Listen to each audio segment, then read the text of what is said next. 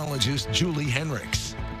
Good morning. Pretty comparable morning to the past couple of mornings. Maybe a couple of degrees warmer where you are this morning as we start off the day. With temperatures right now generally in the 50s, though. Still 55 in Terre Haute, 58 in Washington, 55 in Mattoon, and 57 down in the Olney area as we start the day today with these very light winds. Once again, generally calm winds across the area for most.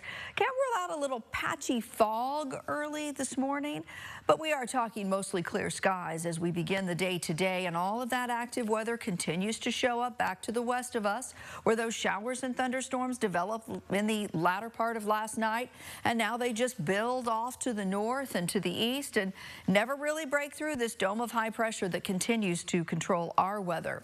Now, we still have that air quality alert out for those southeastern counties this morning where the ozone has been a little bit of an issue down here.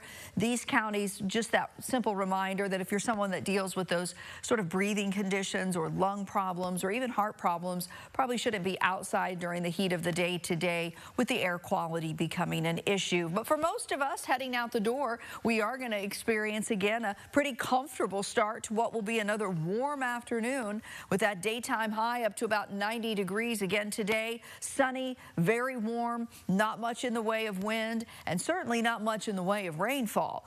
That's not going to change for us today. We're going to continue to stay dry on this Thursday.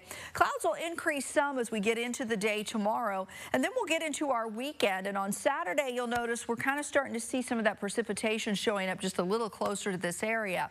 While we can't rule out an isolated area of rain on Saturday, and I mean very isolated, we are going to start to increase our chances as we get into Sunday, Monday, and Tuesday. An area of low pressure that's going to be developing is going to have a greater impact to potentially bring us that much needed rain in the early parts of next week. That low pressure looks to sort of sit down to the south and east of us and maybe not move a whole lot, due in part to actually Gabrielle, which is going to take a turn out into the Atlantic. It's not expected to affect the U.S. coastline, but it sort of slows things down with that progression off to the east.